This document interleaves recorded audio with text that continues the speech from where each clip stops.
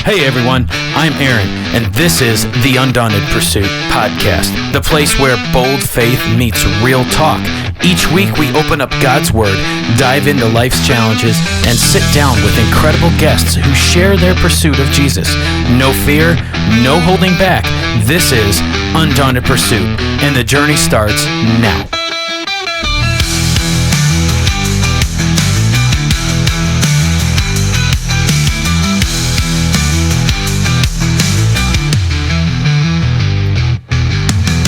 Okay, my goodness. It started us another thing there. Anyway, okay. Yeah, that's a pretty cool intro, huh? I've been trying to, I know that I have been messing around with these intros for quite a while, but I don't know. I like playing around with it, and I think I found one that's going to stick. It's like me and rearranging the furniture. Right. Yeah.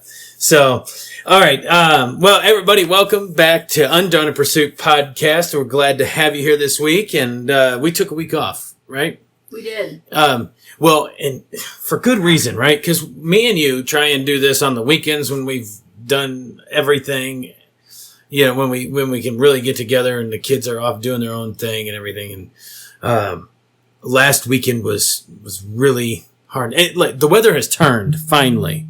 And you're sitting here. I gotta laugh because you're sitting here, freezing. And we're in the studio in the basement, and we got our heater done here, but we still have, because we don't have an outdoor plug. Exactly. We have extension cords running through an open window. Uh-huh. And it doesn't work when it's 40-some degrees outside and you're sitting right next to an open window. So Ashley is freezing tonight. I am cold. And hey, because here's the thing. It's supposed to be 34. We're under a frost advisory tonight into tomorrow morning. Yes. And so can you believe that already? There are people listening right now that have no idea what frost is right now. They can't even fathom it. I was talking to some friends in Arkansas, and I was telling them that we're supposed to get down below freezing tonight. And they were like, oh, I could only wish for it. I'm sure it is. So speaking of being cold, right? So last week, and the reason there wasn't an episode last week is because I decided to go hunting, which I tell you what, right now here in Idaho, elk hunting and me it's just frustrating. I dropped the ball. I didn't get the tags that I wanted, so I had to go with this other one, this other unit. And so I took Austin, and needless to say, long story short, we get up there at 8:00 at night to our camp spot. Their blankets. Exactly. And pillows. Yes. But we still had 3 crappy, I mean, they're old, right? These very sleeping old bags. Sleeping bags. One was mine from when I was a child. One was yours from when you were a child. And the other one's one we picked up somewhere. I can't remember. And I decided that we were just going to sleep. It would be easier because I'm towing a trailer. I'm towing it side by side. And I decided, we'll just sleep in the back of the truck. I've got a tarp. We'll just tarp the back of the truck. Well, that tarp didn't cover the back of the truck all the way. So we froze. It come about. Now keep in mind, this is 2 hours from here, and it's up in elevation. Yeah, it's at about 6,200 feet. So although it was a nice 45 that night here, it was not a nice 45 they were camping. They were freezing. It was cold. We were up every 2 hours, Austin and I, which is our second oldest.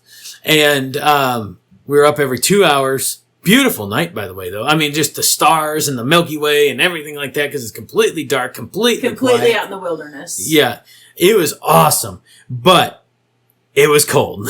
And Austin, our little firebug, he made us a nice rip-roaring fire that was just awesome to sit by when we finally got camp set up. Well, he said it was just made him really upset because it didn't last all night long. But then it burned all day the next day. So, but it was frustrating. We walked, I don't know, about as much as we rode. And by the time we got home that weekend, I told Austin when I woke up that next morning, I turned the truck on, let it heat up, and we had drank hot coffee in the hot car. Yeah, we had hot coffee in the truck with our breakfast. We had those little dehydrated meals, and we just boiled some water and put that in there, and it was great. But we didn't see anything. I mean, it was, even just being out in the woods was just eerily dead quiet out there. And, so I told Austin, I was like, dude, I am not spending another night sleeping in the back of that truck. We are going home. If nothing convinces me to stay, which we would have to hear an elk, see a herd, whatever. If nothing convinces, I will not spend another night in the back of that truck. Which you ended up getting home for dinner, and I was making dinner as you were walking in. Yeah, but we were all beat. Yeah. I mean, I think we fell asleep by like 8:30 on the couch, everybody in the family. Yeah, and if there's any weekend to do a Sabbath rest, that was the weekend to do a Sabbath rest, because and like a true one, right? Where we all know what that means, right? It's to do things that you enjoy and all that, but to actually rest, that would have been the weekend. And I'm telling you, what, me and you curled up on the couch, I passed right out for a couple hours, and I went to bed still ready to pass out early. So that's why. That was a busy weekend, and now this weekend wasn't no slouch either, but we're here. We project all weekend. Yeah, it was good though. I enjoyed this week's projects, right? Mm-hmm. I'm slowly being convinced that I am an electrician. We're forced to be an electrician. Well, it's not a trade that you wanted to be. Right. But I think I'm becoming pretty dang good at it. After how many electrical boxes have I wired from scratch? Now I feel pretty good about that. 2, 3, 4 in your shop alone. Yep. 1 as soon as we can get the outdoor plug pieces that they did not have in stock today. And a heater. And a heater. Yeah. And and a big milestone in our house. That's right. We actually are going to get a fan in our front room. A ceiling fan in our front room. Now that is pretty cool because there was absolutely nothing there. So this is like virgin ground for us. And we actually had to, so, I mean, it's pretty cool. You know, we are not for hire though on the electrical side. Not for hire. I don't even know if I'm doing it to code, but I'd like to think that I'm better than some that we've seen. I know you're better than at least one that I've seen. Yeah. But, oh man. No, so, here we are freezing, and we had a great dinner tonight. We were trying to figure it out. That was the beauty of when we were living in Arkansas, that Sundays I never had to come up with a meal because we did family dinners. Man, that'd be nice. It would be nice. And so it ended up, somebody else would think of a theme, and then you just bring something that matches, right? Yeah. And that was really nice. I really miss family dinners. For anybody who's out there in Arkansas, I really miss family dinners with all of you. Yeah, we love you guys. Yes. But, it'd be nice to do here, especially anybody listening in the Grangeville, Idaho area. We should probably get on that. Well, we kind of do something like that on Tuesday, but it's a little different. That's our Bible study night. Yes, Bible study is different. So anyway, we had this great dinner. But the nice thing about living in Arkansas was we were so close to the Gulf that we could buy shrimp for like next to nothing. And so we still had, throughout the year, they would have them on sale. Yeah. So we still had a couple bags of shrimp, made an awesome dinner tonight. And this is leading up to this painful forehead that I got. I don't know. You can feel right there. I have a slight, hit you that hard. I have a slight knot. Yeah, you do. Yeah. Okay, so we're sitting at the dinner table, and I was, what was it? It was jalapeno. It was a jalapeno powder. Powder that we were putting on it. You put this. We had like a coconut milk. So I made a garlic shrimp with coconut rice and coconut sauce over the top. Very Caribbeanish. Like, here we are going into wintertime, and this bring me right back to the Caribbean. Right. And the only thing missing was some grilled pineapple. Yeah. But so she throws this thing at me, tossing it to me, and it hit me like, I don't know, I caught it just right, but I caught it too late, and it just hit me dead in the head, square in the head. It made a sound. Yeah, you could hear it ricochet off my skull. And but I think there's a little knot there. I can feel it. It's bruised. I'm sorry, I really didn't mean it. But, all right. So I guess we better get into this. I got to say one thing though. I thought about, Wyatt got off a little early tonight. Yes, he did. We actually were going to start this sooner And just as we were sitting down, we get a phone call that Wyatt's ready to be picked up from work. Right. And just before that, I was going to kick off this podcast was like, oh, I could have brewed, you know what would be really good right now? A cup of coffee, right? For sure. Right. And shame on shame on us for not having any, but I wanted to kind of plug that, Cross and Coffee Company again, and being out of the line of Judah Dark Roast.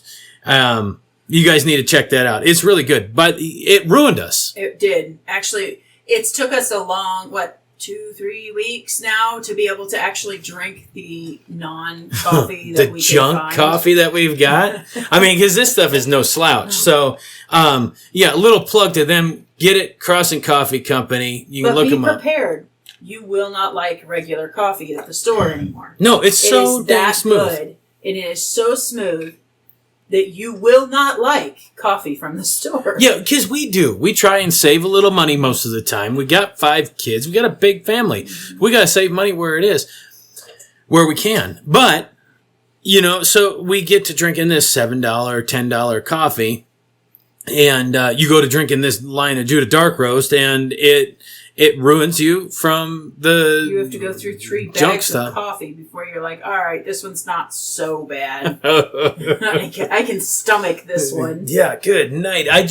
There was one that I think I ended up throwing away. We did. Yeah, it was bad. Not the Cross and Coffee Company, but the junk that we had bought from before. After Cross and Coffee. But after that, I was like, I can't drink this junk anymore. Mm-hmm. So, yeah, I need anyway. to do another order sometime, but it'll have to wait. Yeah, or they could send us a bag. That'd be nice. That would be really nice, but they're a new company. Yeah. I mean, hey, Cross and Coffee Company, if you guys decide that you want to find it in your hearts to send us some coffee, just to help us out. I mean, come on, we got 5 kids. For one, we need the energy, and not that their coffee's any more expensive than anything else, and it's really worth the price. It is a good price. It's worth the price. But really, I mean, we'll continue to plug you on here. And I'm sorry I've dropped the ball in the last several episodes, but one of them was a guest, the other one was us, but I dropped the ball on that one. But yeah, so go on there, order your Cross and Coffee. And Cross and Coffee, if you hear this and you want to do it, send us some coffee, email us at undauntedpursuit@gmail.com. And I will get you our address, or we're already in your system. I know that. So you can always look up Undaunted Pursuit in your system. And yeah, just what a blessing that would be, for sure. So, all right. So let's get into this week's study in Ecclesiastes chapter 4. Now, we got to remember what the preacher's talking about. I mean, he refers to himself as preacher Solomon. Right. What he's talking about, he's looking at this from a point of view of, well, he's tried everything in the last. He's tried everything that money could buy. Anything under the sun. Under the sun. That's the main thing that we need to take out of this. Is like is the viewpoint in which he is looking at this is outside of Christ, right? Mm-hmm. So that's where, because we have going into this, it's going to sound really kind of dark at the beginning and depressing at first. Chapter 4 kicks off. He looks at this, everything being under the sun and these acts of oppression that were being practiced. And he saw these people that were being oppressed, and they have no one to comfort them, right? Those that are outside of Christ and being oppressed have nothing to look forward to. It's just, what do you put your trust in? Because everything else is fleeting, as we've already been through and beaten that horse to death. If you put your trust in everything else other than Christ, then there is no one left to comfort you. And the way the world looks is these oppressors had power. So everything has power. So with this viewpoint, everything has power, and there is nobody that can help you, and there's nothing you can do about it. If you don't have God. Yeah. If you don't have Christ. Yeah. So I congratulated. Verse 2, he goes into congratulating and considering these people that are more fortunate who've already died, right? It's like, good night. They are, lucky are those who are already in the grave because they're in a better place, right? Or maybe not, they don't have to put up with the hardships of this life anymore. I don't know if he took into account those in hell or or whatever. But either way, they're not in this life anymore. And that's what he's looking at, is this physical life in which we live. And better are those who are already dead and passed on from this life and don't have to put up with this oppression anymore. But that's not the way we should look at things, right? And even more so, does he go into, well, if this is all we have to look forward to, and this is, you hear this argument a lot about, especially, think of an atheist that doesn't believe in God. They're living what we're talking about right now. They're living under the oppression, under the sun, because they're outside of Christ. And you got to sit down. You got to think that these people that don't believe in God, what are you living for? None of it matters. If that's the way you believe, if you don't believe in anything greater, like if you don't believe in God who is greater and created all this, what's the point of living? And that's what he does here in verse 3, is better off for those who had not been born.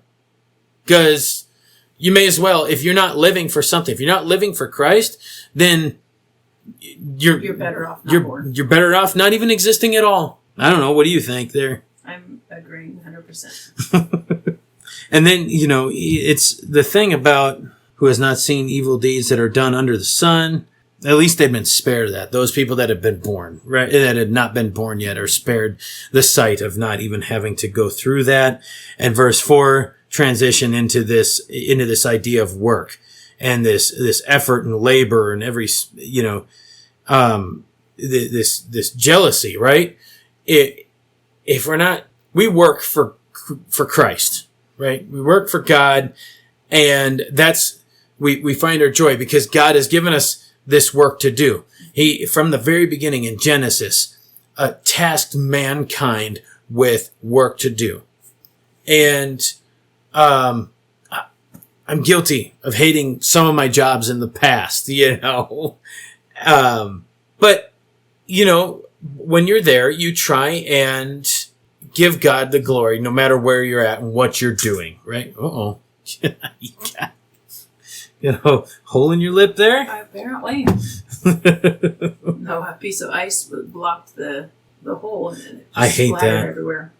I hate that when it when it does that. Every skill and work comes from his man's rivalry. So, outside of Christ, right? So we're looking at this again. Outside of Christ, now you're working. What are you working for, right? Now this turns into a game. Mm-hmm. This turns into a game where now all you work for is to compete with your neighbor, which is not what we're supposed to do, right? Regardless of whether or not we hate our jobs or not, right? We like where we work or not, we still are working for the Lord. And so we are to act in that way, being in Christ and following his commands. We should be working as, our actions, oh my goodness, actions should reflect Jesus in whatever we do.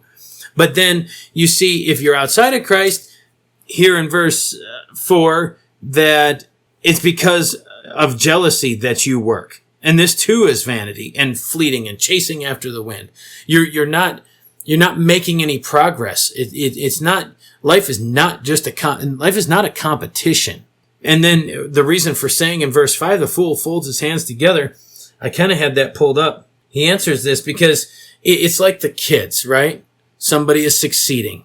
We can look at any whatever worldly successful person we see, and it's like, well, I may as well. And you just fold your arms and stand back. Well, I may as well not do anything. He's doing it all and he's succeeding. So what good am I? Is that the way you take it? No. No? How do you take it? So a fool folds his hands together and consumes his own flesh, destroying himself by idleness and apathy. So to me, a fool just sit there and be like, man, I really want what that guy has. But I don't want to work for it. But I don't want to do what it takes to get it, or I don't want to put up what has to be given over in order to get it, right? I get it. Yeah, I guess that's how I would take that. Yeah, I guess I didn't really word it. I guess that's what was going on in my mind, right? And here's what some of the commentary that I read from Enduring Word says. Solomon here answered the tendency for those jealous of success of others to be lazy. Like fools, they fold their hands and do nothing, and so waste away. Yet it wasn't the success of their neighbor that made them waste away. The foolish, lazy man consumes his own flesh. Yep. You're doing this to yourself, right? Yep. So, it's to me, I would correlate it to like a lukewarm Christian, right? Or a only Sunday Christian, where you only go on Sunday to church or whatever it is. And you have no action. You have no actual step forward, right? Yeah. To me, I would equate that to the same. It's a fool. You're sitting there with your arms crossed, not doing anything for yourself to better yourself. And wondering why you're not maturing in Christ. Mm-hmm. You're exactly right. You see a lot of these people that are just Sunday morning Christians, and that's in air quotes, right? That will sit and complain about every little thing. The music wasn't good. The sermon wasn't good. Nobody talked to me. And then I'm not hearing God. God doesn't hear me. You hear all these comments coming from. So what are you doing is the next question you generally would ask. Exactly. Well, what are you doing to make it better? Nothing. It's not my job. Nothing. I don't have to. I'm supposed to be spoon-fed this, Yeah, God said he would bless me. Why hasn't he blessed me? Well, what are you doing? Think about it in a marriage situation, which we're about to get into in this chapter, is like, if I am not being at least somewhat proactive in our relationship to try and at least consider your feelings, then you're not going to care. We're not going to get anything out of our relationship together. We're not going to progress further. No, it'll just be superficial. And that is what's happening with this. If you're, with this Sunday morning Christianity it's just all superficial. Mm-hmm. And that's what he's getting at here. So that's where I would take verse 5. I like that. Yeah. One handful of rest and patience is better than 2 fists full of labor and chasing after wind. Hard work is good, right? Work is good. It's not, what the preacher here is doing is not condemning work. But you have to be mindful of what God established for us, right? Our bodies need rest. You can't just work till you die. To me, so he said 1 fistful of rest and patience is better than 2 fists full of labor. You only have 2 hands. If you have 2 fists full of labor, you're never able to rest, right? So you need to have the one full of labor and then the other one full of the rest, and that's the equalizer. Yeah, you can't have. Yeah. We tell the kids. I just made that comment today, right? We're not made of money. Yeah, it was something simple, right? I don't remember what it was for though. Eggnog. Oh, that's already for the record. Those stores that are twisted enough to put eggnog out. The 1st of October, this family does not do well. It is immediately, second they see it, it is eggnog season, and we better have it at all times. It's like, so can we make this a thing? Not to put eggnog out until November, please. But it's like, when I made that, be content with what you have, right? It's like, we're not made of money and always striving for the next best thing. There's always something better. The grass is always greener on the other side. And, you start going down that path of always wanting and not being content with what you got. And that's what he's going with here. Yep. It's better to have less and be content than to have more and constantly be grasping for the next biggest thing. Right? We found that. Yep. We have seen that ourselves. We are a living testimony of that. Yep, because, we weren't miserable making $80,000 a year with the fire department. But were we really happy? No. Not really. Nowhere near as happy as we are now. And yes, okay, if any of you were to come to our house, we have a lot of junk. We don't put any of our faith in any of it, right? I will sell off any of this junk. Most of it. Tools are important. guns are important, but not as important if need be, right?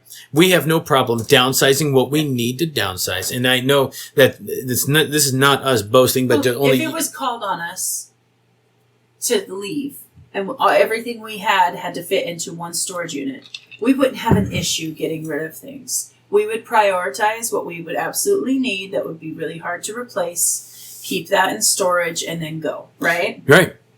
And, that's the thing is... The rest of it just comes and goes. That was something I was thinking about. Like, for whatever reason, I was thinking about that. I don't know. This is not the podcast for that, but I was thinking about the hunting story and everything like that, and how I'm willing to... I love hunting, but I'm willing to let go of that to go where God's wanting to take us, Yeah. And that's the thing.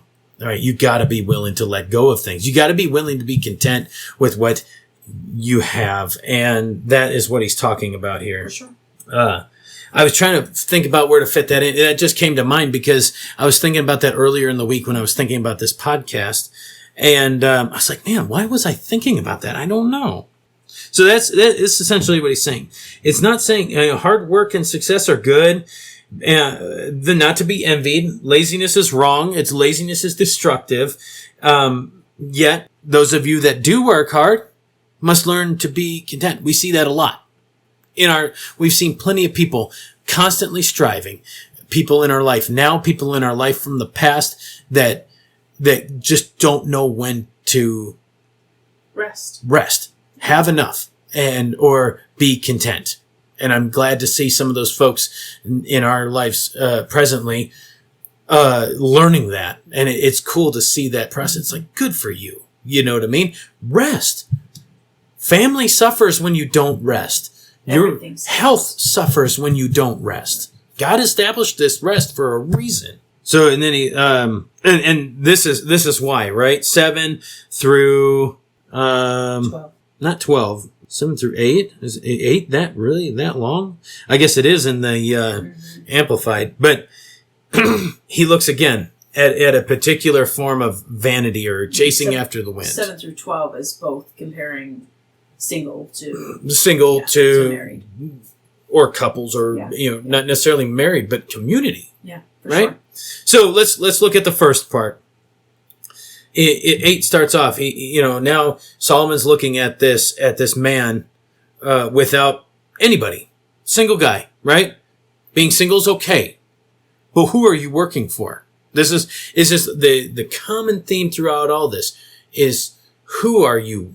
Who are you laboring all of this for? Is it for God, or are you living under the sun? And then we all know that it's for nothing, right? There was no end to all his labor. Indeed, his eyes were not satisfied. There we are. We just went through that, talking about never being satisfied, always chasing after the next big thing, and it's all vanity. Because he never asks him. This guy never slows down enough to ask himself, why am I doing this? Well, it makes, you look towards the end of it and it says, this too is vanity. Yes, it is a painful effort and an unhappy task. You've no happiness or no joy to bring you at the end of your day, right? Yeah. You come home. I mean, in this example, they said that he has, he has no dependent, he has no child, he has no brother, no sister, he's a single kid when he was growing up, who then is single in his life. Mm-hmm. Everything has revolved around him from the time he was born until now. And then he comes home, all of this effort, and it's unhappy and unjoyful. Yep. And you need people in your life, whether they're friends, whether they're family, dependents, you need those people in your life to put a check to your selfishness and to bring the vision of joy and understanding of joy around. Yeah. And I think the preceding verses after this through 12, right, is not necessarily talking all about marriage. No. Like I said, but it's used a lot in this marriage. We used it just in our marriage series. Go back and listen to it. But we used it in that context. But I think it is also in a community context. I agree. Think about that. We've known plenty of single adult people that recluse themselves, or that do very well. I mean, we're not speaking out against, like, not everybody is destined to be married. No. And so it's okay to be single. But exactly. But do not recluse yourself from community. Exactly. It's fine if God has intended you to be single, that's great. Yeah. That's great. But don't recluse yourself, because reclusing yourself and not getting together with community, not getting together with fellow believers is just as dangerous. Yep. And chasing after the wind. Yep. What good are you? If you're just going to hole up in your house and focus only on your work and nothing else, you're grasping at the wind, thin air, a fleeting life. And so God never intended for this life to be lived alone. That's why. Verse 12 is my favorite with that. He created, it says, and though one can overpower him who is alone, two can resist him. A cord of three strands is not quickly broken. Exactly. Okay? So that to me, that's the perfect example, right? When you are being tested, when you are being, I lost the word. Tempted. Thank you. That was the word. When you are being tested, when you are being tempted, whatever that looks like for you, if you are alone, it is harder to hold that shield. It is harder to hold that sword. Exactly. Whereas if you have two, or you have that community, or you have somebody other than just you, they can put that shield up for you, so you can take that arm down and let it actually get some blood flow to it. Think about this. Who was it? Moses, wasn't it? I would need an example. Where they were battling and they had to hold as long as he kept his arms up, they were winning the battle. Mm-hmm. Was that Moses? I don't know. Okay, so I know the story. You know the story. I can't think of who it is. Isn't that terrible? Oh, my goodness. And it's funny. We talk about memorizing scripture and stuff, and it's like we got all this stuff in our heads, but I can't remember. I don't get all the details right. Aaron and Hur held up Moses' hands during the battle with the Amalekites, yeah. So to ensure that the Israelites prevailed. So yes, it was Moses and it was Aaron and Hur that were helping. Where is that coming from? Do you know? Yes, does it say? It is coming out of Exodus chapter 17. Verses 8 through 13. Perfect example, right? Yep. Of what we are talking about here is... That's three people. So the three strands are harder to be broken. Yeah. Are harder to be separated. Well, just that's not just three people, right? God was leading that victory. For sure. God is always at the top. Moses, and then the community of people that was around him, right? That's that three-cord strand that we're referring to. God, people, community, or individual community. Yeah, I didn't mean actual three people. Right. But that is a perfect story to illustrate what we're talking about, right? They would be winning as long as he had his hands up. But the minute they let his hands fall down, defeat, right? It's an example of how when we let our guard down, how the enemy sneaks in to destroy us, right? And it's just it's a great story. There's a reason it's there. Yep. But don't tell me you can't learn from stuff from the Old Testament that points to applicable things in our lives today. I like this. If we back up a little bit to verse 10, if either of them falls, the one will lift up his companion, but woe to him who is alone when he falls and does not have another to lift him up. Yep. That's why I said that this is not just a marriage. Yeah. These are not just marriage verses. These are, how many people have we seen that need friends, and you get too caught up. It's so much easier to be tempted when you are alone and sit there in your own thoughts.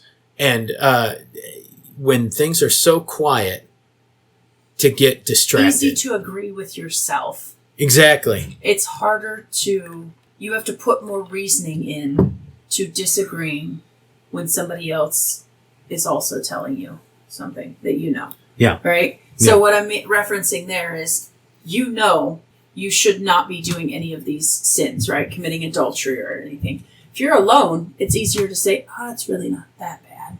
But if you have somebody coming alongside of you in the same walk of life with you and saying, dude, you know better than that. Yeah. You know this isn't going to lead to a good spot. Yeah. It makes it really hard for you to listen and agree with yourself. Yep. Exactly. Yeah, this is good. So those of you listening, if you're single, embrace that. Find that community. Don't hole up. Don't seclude yourself. Find the community. Believers, right? Good community of believers. Christian, Jesus followers that will give you good godly advice. That's what you need. That's what we're talking about. When we say that you need community, that's what you need. You need people that are going to tell you the truth. And then, regardless of how bad it hurts. Exactly. You've got to be able to hear and heed the godly wisdom that are being poured out through this community.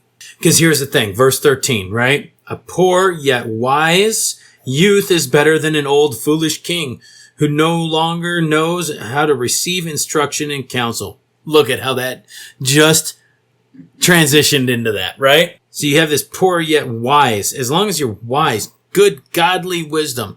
It doesn't matter. Your age doesn't matter. I tell the kids that all the time. That don't let, and it's the same thing that Paul tells Tim, don't let anybody look down on you in your youth. Just because you're old doesn't mean you're wise. Yep. You probably could have lived a life of stupidity, and be old. Yet we see a whole generation right now. Gen Z is probably, they're hungry. They are hungry. I've heard plenty of statistics here lately about this Gen Z generation that could, they could surpass some of these older generations like ours. That's good, right? That's discipleship. Beautiful, Yeah. And this is what should we learn from this? Don't be foolish. You receive this construct. Be willing to hear trusted people. Don't listen to just anybody. Yeah. I have a very small friend circle. You have a very small friend circle. And even then, we've got to weigh out because you can be, they can be used. Exactly. Regardless of whether or not they know it or not. Exactly. Yeah. We've seen that. And, you have to weigh it against God's word and what he's telling you. But there are people that we trust in our lives, a very small few people that we can run things by that, and that's what I think everybody needs is a tight-knit group. You can't listen to everybody because everybody's going to contradict. Do you know how hard it is to get people to agree? Right. So, small, trusted group of believers. Yeah. So receive instruction, receive criticism, learn from it, and grow in wisdom and stature. Because here you can be the poorest person, but we be wise, and you can come out of this prison in what I think he's talking about here is to become king, right? You can rise above this because Christ is pulling you through this. I think that's all I have to say on that one. It's only got Forrest Gump. I know. And that's all I have to say about that. Sorry. I shoot random things out quite a bit, but that one truly, I just immediately went back to Forrest Gump on that one. I think the end of this chapter, right? I was telling you, our secretary at work, I was telling her she was all obsessed. She's all obsessed with this ancestry stuff. And, it's like, oh, well, what is she had made a comment about leaving something to her kids. I think, oh, heck, they ain't going to remember that. Here's the thing. And this is what I'm saying. There's no end, this verse 16, there's no end to all the people, to all who were before them, yet those who come later will not be happy with him. Surely this is also vanity, right? You're living under the sun. And in this story, I said, people are not going to remember you. Not going to remember you personally. No. Your most recent people probably will, but eventually you'll even be forgotten by the next generation, even after you're long gone.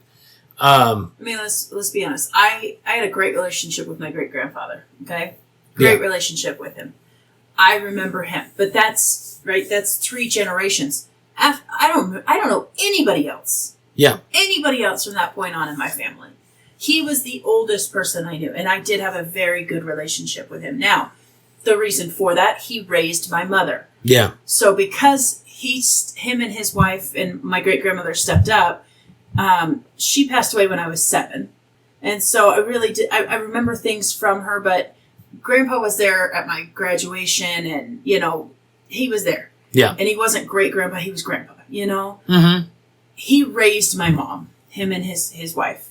Yeah. And so, but that is the oldest I know, right? That's a 3rd generation. I knew him very well. Yep. You're not going to remember those people behind. No, and I'm not saying that to be crass. I'm just saying that because or dark or whatever or heartless. Not at all. I'm saying that because that's the truth. Yep. It's like you're living this life with all these intentions to be remembered, to pass some sort of legacy down, whatever, pass generational wealth down. You're striving after all this earthly stuff when it doesn't matter. That he says here, this is also vanity and chasing after wind. Yep. People are going to forget you. Yep. But you know what? If you've passed down, if you have lived a life of following Christ, and this is what this all goes back. We're going to round this out and land this plane here in saying that you've lived this godly life, and you've lived it through your actions, the way you speak, the ministries that you started. Every person you've ever encountered, you've lived it out. Exactly. People are going to remember Jesus through you, not you particularly. Which is what you want. You want them to know Jesus more than they know that you were their ancestor. That is storing up treasures in heaven. Amen. That is leaving that inheritance for your, that's leaving that inheritance for your kids, is living a life of pursuing and following Jesus. On the strong rock. Yeah. That will last through all ages. Because the truth of the matter is, like we've been saying, none of this is going to be remembered by anybody eventually. So in this day and age, I will say, you do have more things, right? I remember being a kid and doing all kinds of stupid stuff, but we didn't have video cameras. We didn't have the recorders. It wasn't until the late 90s that we actually got the recorder that you could record a phrase and then play it back, right? Right. But this day and age, I will say, you do have a greater chance of possibly being remembered. But do you? Do we ever get our VHSs out? Right. Do we ever, you know what I mean? So will you? By the time that technology increases, are they going to go back and listen on a computer to a sound wave? I don't know. Yeah. Or, just look at, look at Billy Graham and who was the most recent one? Not the most recent one, but, he was really good. Either way, just those types of people, right? Billy Graham's, those really influential, evangelists. And, there was another one, I can't remember his name. I've had him in some of my classes, they've used a lot of his material. So their names carry on, but only for so far, right? The most of it is, or some of this commentary, right? Spurgeon. I don't even know what the guy looks like, right? He's long past dead. He's a commentator that I read a lot of his commentaries. It's good stuff, but half the time I don't even pay attention to who wrote the commentary. And it's just like, that's what's carrying forth though, is this message of Jesus and the different, things he wants to speak through some of these influential people. But the people, their money didn't go with them. their fame didn't go with them. They left a legacy. They left to Jesus, and that's what matters. So anyway, that's pretty much the end of chapter 4. You getting warmed up now? No. I was just thinking, man, I wish I could close that. I know. Maybe tomorrow. So, all right. Well, that is it for this week. Yeah, you look tired. Uh-huh. All right. Well, I guess we ought to discuss, we need dessert. We need dessert like a hole in our head, but it sure is good. And thanks to my grandma for always, we were just talking about that today, right? We were with Melinda. Yeah, stinking.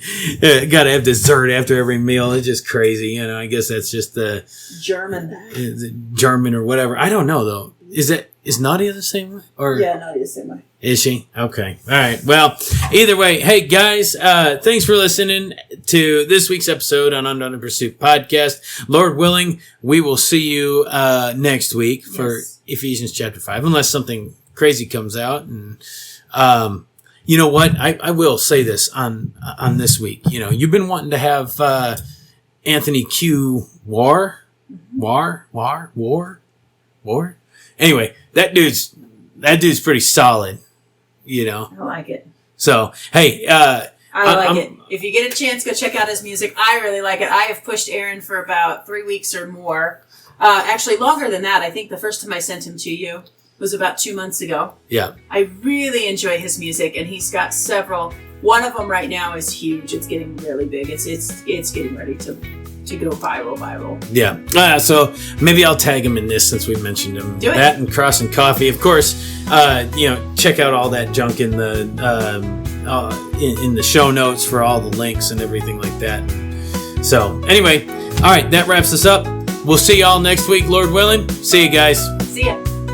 Hey, thank you for joining us on the Undaunted Pursuit Podcast this week, where faith meets real life. Stay bold, stay faithful, and keep chasing after Jesus. Don't forget, follow us on social media. Like, subscribe, rate, whatever you got to do. Anywhere you listen to podcasts, you can find us on Facebook, Instagram, X, YouTube especially. Check that out. We love all the support that you give us, and we want you to continue supporting us. Share this episode with somebody this week. That you, the listener, are what makes this all possible. And, as we go through this, we need your support, both by sharing episodes and monetarily. Be looking in the show notes for any pertinent links to where you can support us financially, where you can support our guests, where you can support the music that's used at the end of this. We just encourage you to follow and like anybody that is on here, because we're all under the same mission, and that's to spread the gospel of Jesus. If you guys want to reach out, send us an email at undauntedpursuit@gmail.com. Until next time, keep pursuing.